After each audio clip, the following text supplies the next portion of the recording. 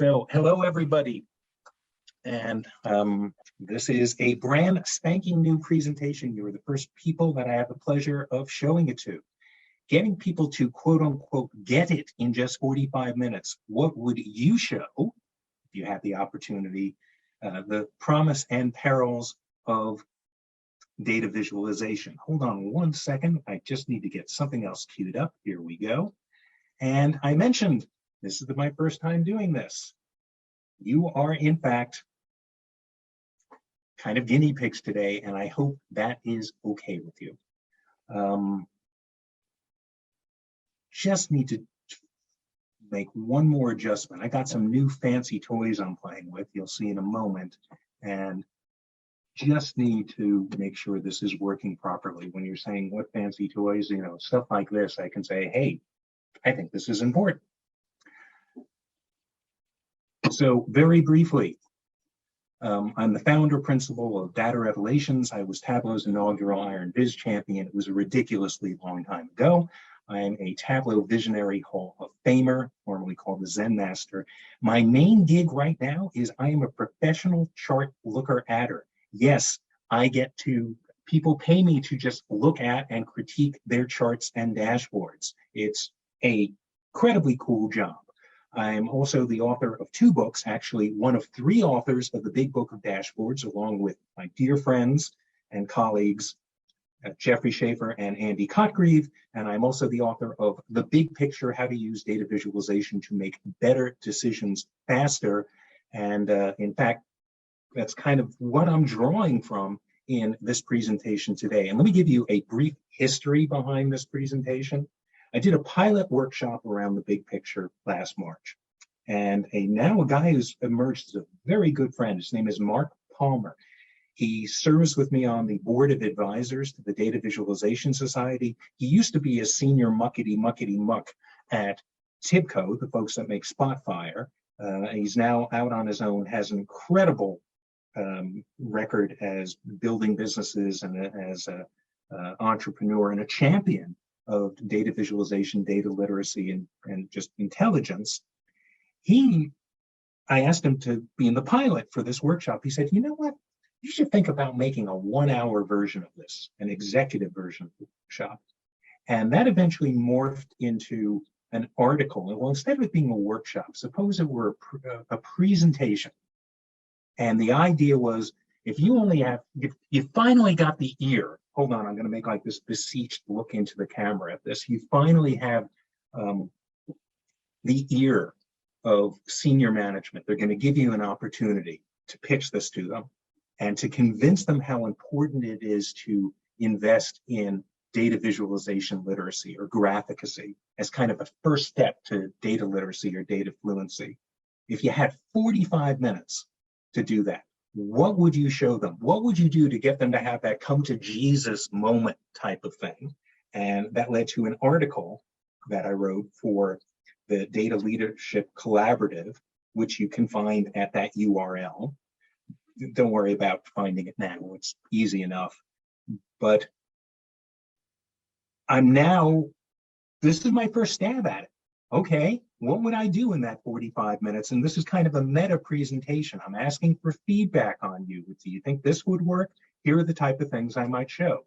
So let me give you a little more background as to, well, why do I even care about this? Where did this come from? That I wake up some morning and fully blown, oh my gosh, we need to, really teach people about data visualization literacy or graphicacy. Well, this is me the night before every dashboard design workshop I'm going to give. Okay, that's not literally me, this is a metaphorical me, but you get the idea. And I'm worried particularly of the first segment I'm going to give, which is fundamentals of data visualization. And I'm thinking, gosh, doesn't everybody already know this? Some of these people are pretty experienced practitioners that are going to be coming in and taking this dashboard design workshop. And I'm going to start with the fundamentals of data visualization, pre-attentive attributes, things humans do well, things humans do poorly, that type of stuff. And within 5 minutes, something became very clear. so many of the practitioners did not understand the basics. You could see immediately people are leaning in. They're on their phones, not to text people, but to take pictures of the slide that I have up. And so I would feel much better after that first 5-10 minutes. It's like, okay, people are finding this valuable. But it's the second thing that really took me by surprise. So many of the practitioners, these people who are taking the dashboard design workshop, said their stakeholders did not see the value in data visualization. Well, wait a second, what does that mean? And I did an informal polling. I've done both, a real survey, but also show of hands, show of check marks if you're using Zoom type of thing. But roughly 60% said either their stakeholders, their boss, their colleagues, the organization as a whole didn't value data visualization, or they were requesting ways to look at the data that were remarkably unhelpful. Oh, why don't you make that a multicolored 3D pie chart? And it's, well, that's not going to help you make any decision. It's, in fact, probably going to confuse you. Well, why should you care about any of this? Well, if you're thinking about your own organization, and I think everyone here either knows from their own experience or has an inkling just how transformative a good data visualization can be. So maybe you're thinking, well, for my organization, we're missing insights, or it's taking so long to get the insight. But here's the one that I kind of want to hit you over the head with.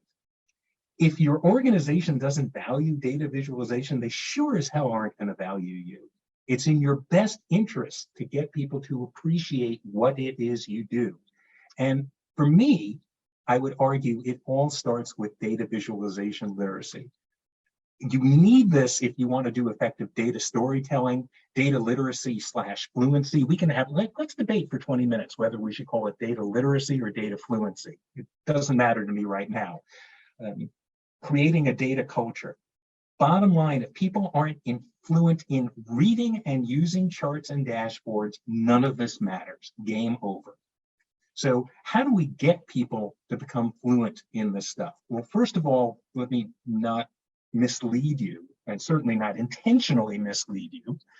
Making good charts and dashboards and a good curated presentation and a really good slide deck, that's hard. But using this stuff, learning to read these charts, it's not that hard. I feel I can do it in an afternoon practically. And we need everybody to be able to read and use this stuff if we're going to succeed.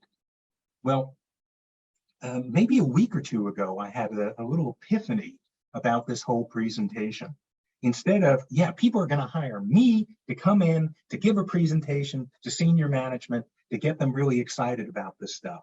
I said, no, I think there's a better idea, which is, you probably know the hot buttons in your organization better than I do.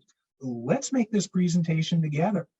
I want to crowdsource this thing. I'm going to give you a starting point on it. I put some things together. I've got some ideas. I've got some examples, but I'm going to share this deck with you. Use any and all of the slides that you want. I don't have it quite ready yet. There's got to put some copyright notices and stuff like that. But you can certainly email me. Just go, hey, I'd like a copy of this deck. You can have it. The only thing I ask in return is if and when you come up with a better example, please share it with me and share it with anyone else who is kind of on board trying to evangelize how this can transform an organization. So, all right, let's start. I've got 45 minutes. What do I show? And I probably start with these 4 things. What are the cool kids doing? Reducing time to insight, which involves showing some cool stuff with color, and say, well, if you think color is good, bars are even better. And also exposing people to the dark and perilous side of data visualization, how easy it is to mislead people with it. So what do I mean by the cool kids? What are the cool kids doing? The people who are being held up as these companies are outperforming other companies. These companies that have embraced data literacy and data visualization as a key part of that are doing way better than those that don't. And here's a research report that Tableau commissioned Forrester to write this report about building data literacy. And oh gosh, don't you hate it when there's all these words to read and you don't know, should I be reading the words or should I be listening to the guy who's talking? Essentially, this is saying, hey, people who do this, especially those with more mature initiatives, live longer, have, better relationships with their families. Well, actually, it doesn't say that, better decision-making, productivity, etc. So this is a Forrester research report, a prestigious organization, right? Here's something else. What are the cool kids doing? This is dashboarding pays off. It comes from the MIT Sloan School of Information Research, and it essentially says, in our analysis of over 1,000 companies, those that were good at dashboarding were better at other important measures, including innovation, growth, and margin relative to industry. Holy crap. Do you know how much I want this to be true? I wrote a book with Jeff Schaefer and Andy Cotgreave about dashboards.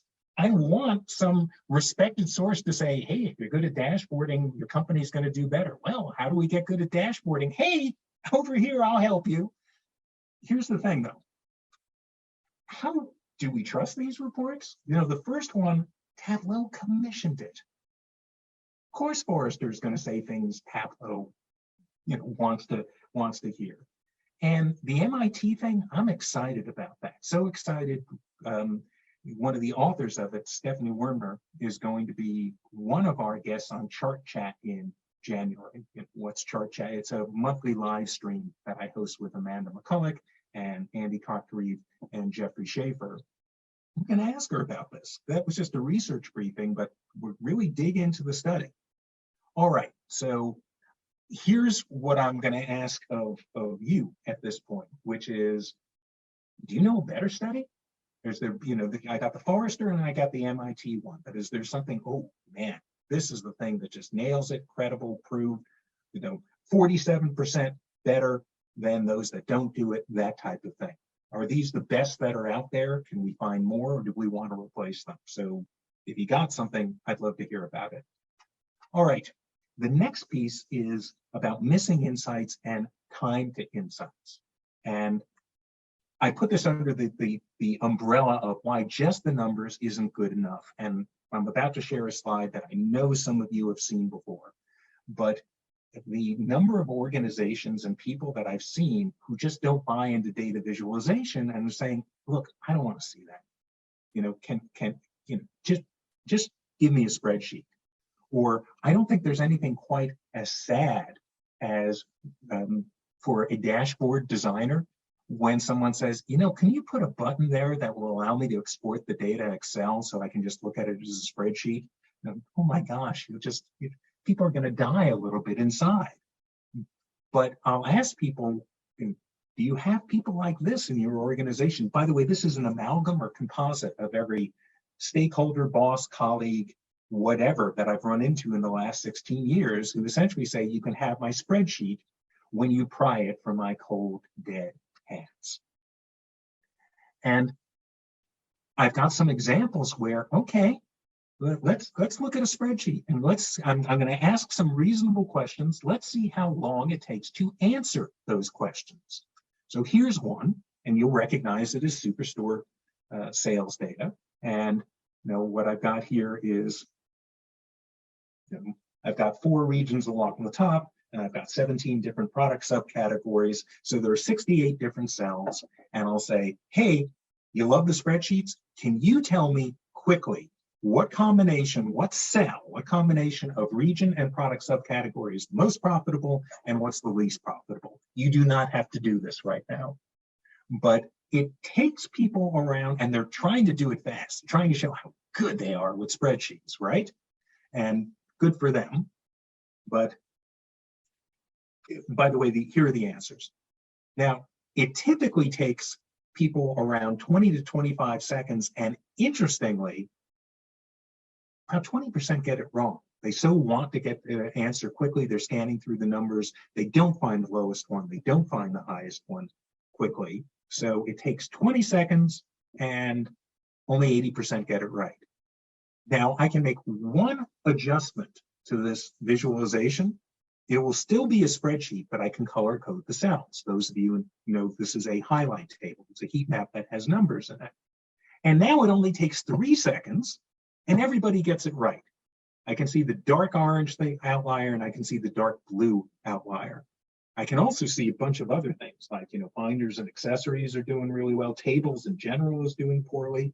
And so what people like this because you haven't taken away their beloved spreadsheet. Well,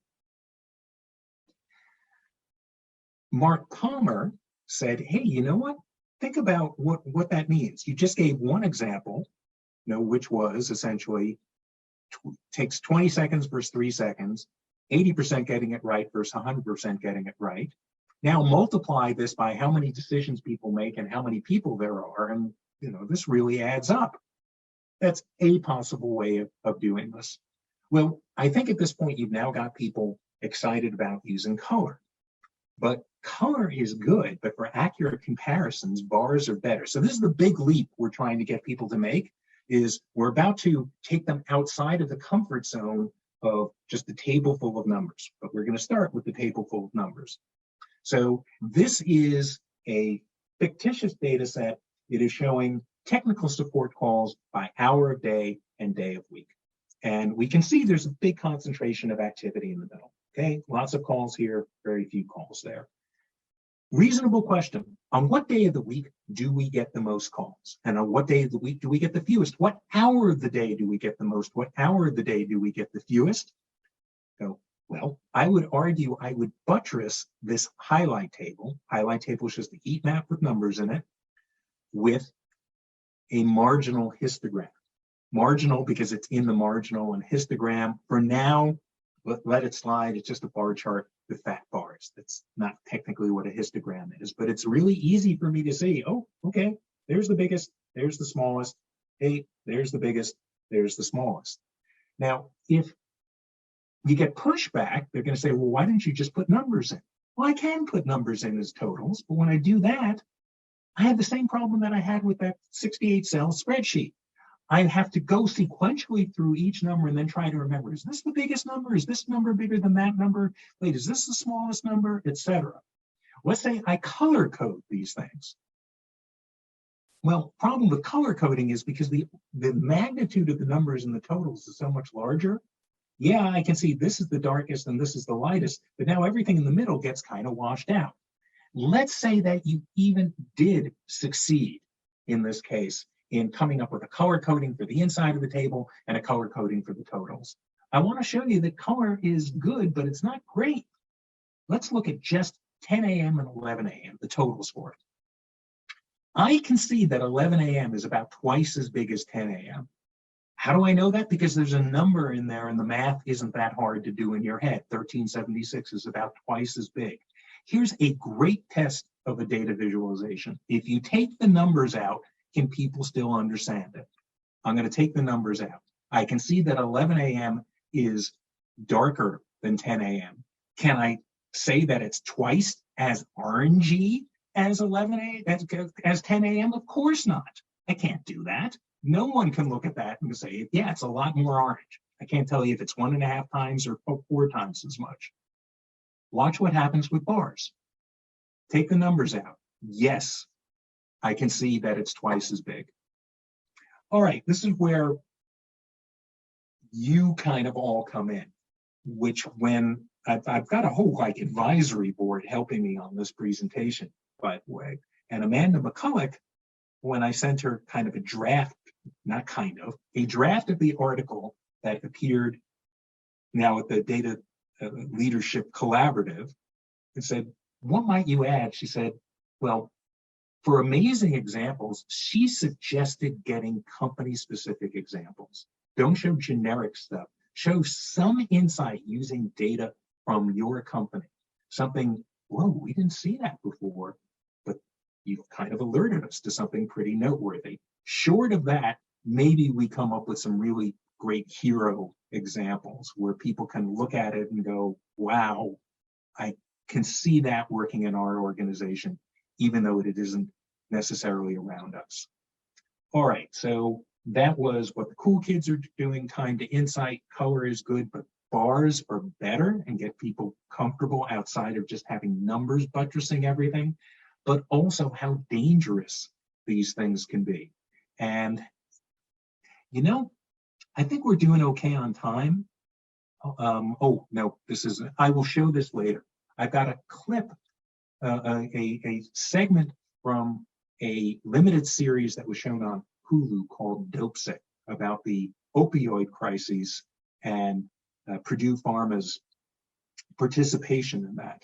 And one of the heroes of the story is a really bad chart where people are being misled by a value axis that looks kind of contrived to make something look less harmful than it really is.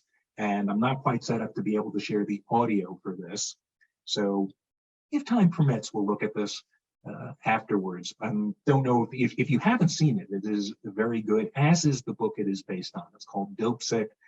But my brother first spotted in one of the episodes, he said, you know, data visualization plays a really pivotal role in the plot of this. So, gosh, so like, who isn't going to watch a show with their favorite actor or actress? Data visualization. So do check it out. But let me give you the examples of this and where they come up again and again and again, and just realize how easy it is to manipulate people. All right, if the number on the right is 7 million, represented by that big bar, what do you think the number on the left is going to be? So if you want to type into chat, go ahead, give an estimate. What do you think it would be? Anna's just typed in around 3 million. Anyone else want to take a guess? We put, 3 million, etc. Round, yeah, it's certainly, it's half or less than that. All right, so what do you make of a certain news organization showing the same thing, and here are the actual numbers? And Nelson, you mentioned these, the scaredy cat. Yep, we've got a scaredy cat icon here. And that's an icon that we use both in the Big Book of Dashboards and in the big picture to indicate you shouldn't be doing something like this. Well, this goes beyond being a scaredy cat. This is a full-blown turd. What is a turd? A wonderful initialism that comes from math educator Christopher Danielson. It is a truly unfortunate representation of data. This is what they did. Those are the full bars are accurate. They just showed the stuff up at the top. So it looks like we're so far away. Well, where do we see stuff like that? We see stuff like this coming from autocratic regimes like Hungary. This is the tradingeconomics.com from the Hungarian Central Statistical Office. And look, we started at 62 point, I don't even know what this is a chart of, 62 point, but look how much better things are. 12 months later, it's up to, oh, wait a second. That's barely a change at all. That's because the value axis is starting here. And here is, in fact, the premier of Hungary, Viktor Orban, and in his presentation delightfully saying, I believe this is an increase in jobs between 2010 and 2022. Now, it looks to me like this 3D bar chart, and yeah, you shouldn't be doing that, but it looks to me like it's about twice as big. Wow, this administration's great. We've gone from, we've almost doubled employment. Well, it's actually gone from 3.6 million to 4.7 million. Ah, well, that's an autocratic regime, in Hungary. That would never happen over here. Oh, yeah? Here's something from the office of the president. Now, at least the title is accurate. Retail sales are up 14%, but look at the size of the bars. You go, wow, retail sales are up a lot. Well, in fact, they're starting the value axes at 500. This is highly misleading. And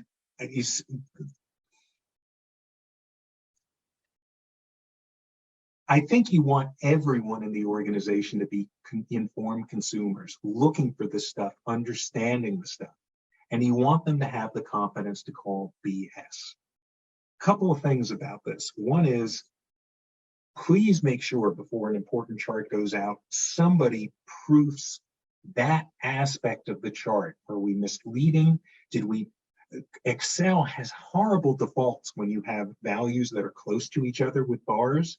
Excel will, without you knowing it, say, oh, I'm going to do you a favor and not have the value actually start at 0. Jeff on Chart Chat last month or 2 months ago just did a great example of that, where once the values got close, someone coded something into Excel 30 years ago, and that's now become the default.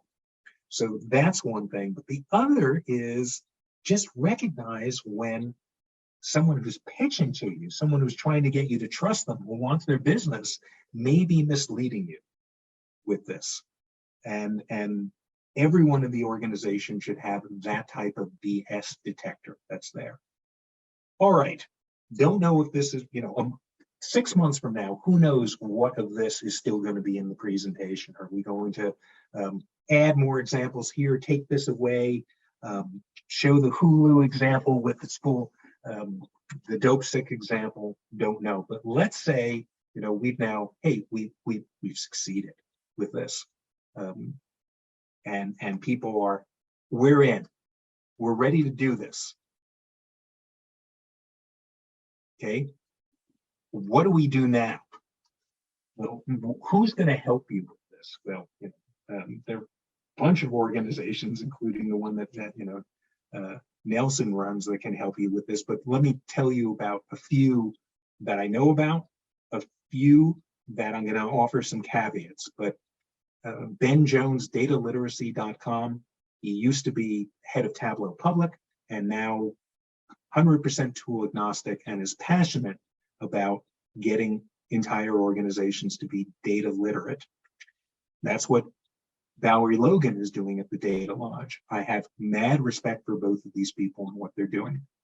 Data Visualization Society, they're doing some great stuff. I think they're more geared towards the individual practitioner versus, oh, I want to drive change in my whole organization.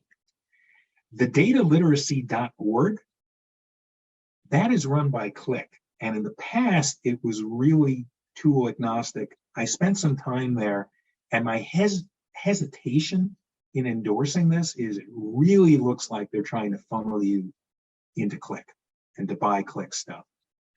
And that's a bit of my concern with Tableau's pledge to upskill 10 million people and create, make these people data literate or data fluent. And I've spent time there as well. And I can say it doesn't feel quite as much like it is a funnel to get people to buy Tableau from my limited experience with it. But that's my hesitation, is people kind of have a vested interest in this. And that's my issue here with there's an organization that I've been partnering with for a while, and I love their blended approach to learning. And they are teaching data literacy and data science. They're called Modal Learning, but I'm involved with them. So any adoption of that, and I benefit indirectly. But I got to argue, and this is where all this stuff is, in fact, a little self-serving on this. This is step 2. Step 1 is everyone in the organization needs to have a fundamental understanding or graphicacy.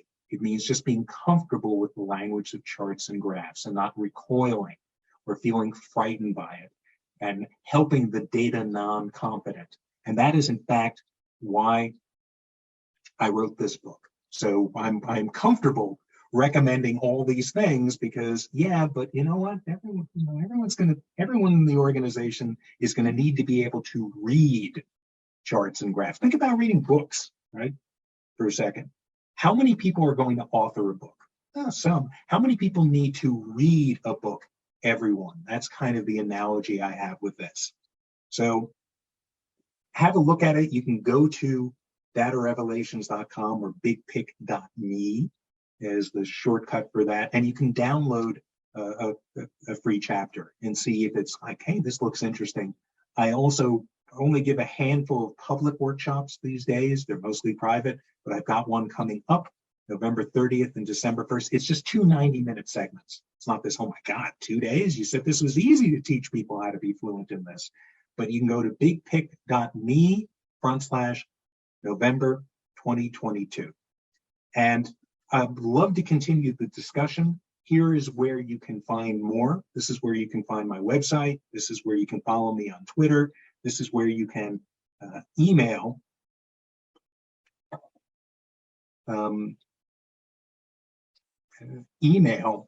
me. And hey, have people noticed, by the way, if you look at a lot of my examples, I seem to be like that highlight table. I'm going to, I use blue and orange a lot. If people in chat, if you could type in, why is it that, why did I use those colors in the highlight table? Why am I using those colors here? If you look at the big book of dashboards, you'll see, you look at the cover, the side of the cover is orange. Courtney Hill is saying, yes, color blindness, okay? That is one of the reasons I am using blue and orange. Here's the other reason I'm using blue and orange. They're the Mets colors. Sorry, I wanted to make sure I never get invited back to the Atlanta Tug, so I had to give a little plug right there. Please don't kill me with doing that. Hold on, can we just go back to showing that? Yeah, there we go. I'm sensing Nelson blood boiling, maybe other people's. 3, 2, 1. Okay, that's probably enough at this point. So thank you for letting me get away with that, not cutting, the power off too soon and allowing me to show that slide. And I will now be a hero among my friends here and unwelcome at the Atlanta Tug, at least for 6 months. I'm probably being put on probation. And we can, couple of things. One is you certainly don't need to spotlight me any longer. And if you like, I can show that clip, or people can just look at it on their own. Up to you. Well, first off, Steve, thank you for all of your presentation right up until the last 30 seconds. Yeah, that's I know this is wow. You are an obnoxious guest, Steve, but thank you, Nelson. I love it. That was fantastic. Ladies, thoughts on the content, questions, ideas that it sparked for you, reactions for Steve? That graphicacy point is the one that I run into the most in my work, because I get leaders who hear about BI and they hear about data viz and they hear about all the insights it's going to generate, and then when you give them something, they don't know how to read it, but they talk like they know how to read it. So that part, I think I'm really glad you brought that up, and that has to be the key before you keep going. You make them more comfortable with this. Realize no one wants to. I'm going to give you a little preface to that, and then we can open that up. By the way, do we want to? I'm going to. We have an idea, but I don't want to jump the gun on this. Which is, at some point, we can make everyone who is an attendee a panelist, and anyone can unmute themselves and ask questions, and we can have a discussion. I don't know if you're ready to do that now. We certainly can. But Nicole, you brought up all right, leadership isn't they're talking a good game, but in fact, they don't know how to read these things yet. And how do we make them comfortable with getting to that point? Because no one wants to come off as being ignorant. Gee, I don't want to be, my God, I'm senior manager here. I can't let it be known that I don't know how to read a such and such. And we're not even talking about, a 270-degree reverse sand key with an exotic twist or anything. Some of these charts we're talking about a stacked bar chart or something like that, or how to interact with the dashboard. So that's a big piece of this thing, is no one wants to come off as being ignorant. Mm-hmm. That's conversations that I have with analysts, and our job is to make it insightful for them. That's why they need analysts, and that's why we need to help them and figure out how to help them, to your point, so that they don't feel like they're ignorant. And how can we help get them to that level that then this is being helpful and helping their company?